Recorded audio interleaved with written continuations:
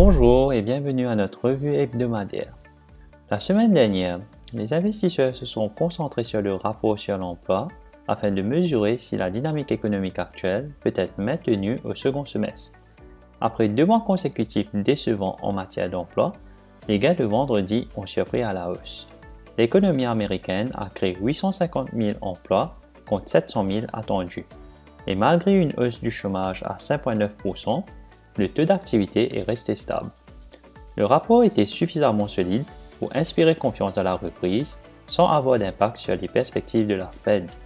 Les rendements du Trésor sont restés faibles du fait que le marché ne s'attendait pas à un changement immédiat de la politique monétaire, ce qui a permis aux investissements dans la technologie et la croissance de continuer à progresser.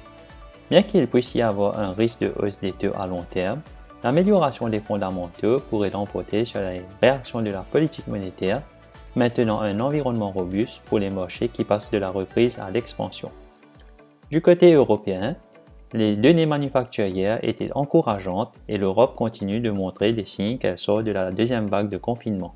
Le chômage étant tombé à 7,9%, son plus bas niveau durant cette pandémie.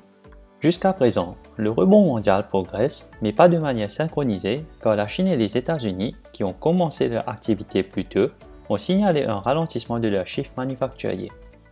Les responsables de 130 des 139 pays participant aux négociations menées par l'Organisation de coopération et de développement économique ont convenu la semaine dernière d'un impôt minimum mondial sur les sociétés d'au moins 15%. La prochaine réunion du G20 sera déterminante pour faire avancer l'initiative et si elle est approuvée, la mise en œuvre aura lieu en 2023. Comme d'habitude, merci de votre écoute et bonne semaine.